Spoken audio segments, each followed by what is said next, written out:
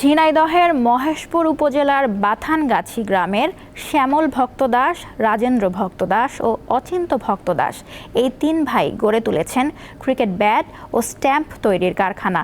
প্রায় ৩০ বছর আগে খুলনায় ফুলতলা গ্রামে শ্বশুর বাড়িতে গিয়েছিলেন রাজেন্দ্রনাথ ভক্ত দাস। সেখান থেকে ব্যাট বানানো শিখে আসেন তিনি। এরপর নিজে বাড়িতে এসে ব্যাট বানানো শুরু করেন রাজেন্দ্রনাথ। নিজে শিখে এসে তার আরও দুই ভাইকে ব্যাট বানানো শিখিয়েছেন তিনি।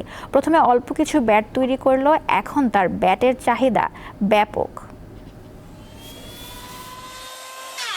তিন ভাইয়ের তিনটি কারখানা, ভেতরে বাইরে পড়ে আছে সারি সারি কাঠ। ক্রিকেটের ব্যাট ও স্ট্যাম্প তৈরির কাজ করছেন শ্রমিকরা, কেউ মেশিনে আবার কেউ হাতের কাজে ব্যস্ত। এসব কারখানা ঝিনাইদহের মহেশপুরের বাথানগাছি গ্রামের তিন ভাইয়ের ভাগ্য বদলে দিয়েছে।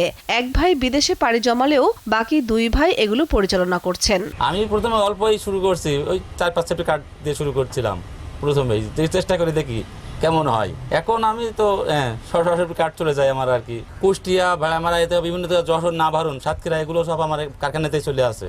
এই বছর একটু বেশি হয়ে গেছে, মাসে ধরে নেই 500 থেকে 600 পিস। ওই যে ভাই শিখে আসে খুলনাতে, তারপরে বাড়ি এসে চালু করে, তারপরে আমরা করি সবাই। তারা জানান শীতকালে ব্যাটের চাহিদা বেড়ে যায়। ঢাকা সহ দেশের বিভিন্ন স্থানে এগুলো বিক্রি হয়। তো সিজনের সময় আমাদের আরও চাহিদা বেশি হয়। 3000 মালের অর্ডার দেয়, আমরা দিতে পারি না। আমাদের মেশিনের সমস্যা, আমরা তো হাতে অত ব্যাট তৈরি করা যায় না। ব্যাট অনেক দূর দূরান্ত থেকে কিনতে আসে, অনেক জায়গায় এই ব্যাটগুলো সেল হয়।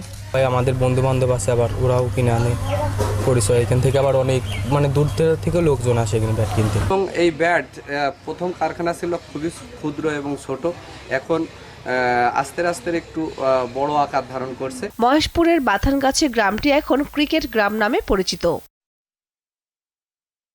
দীপ্ত, বার্তাকক্ষ। সর্বোচ্চ বিদ্যুৎ সাশ্রয় যমুনা এসি, মাত্র 24 টাকায় এসি চলবে সারাদিন। যমুনা এসি।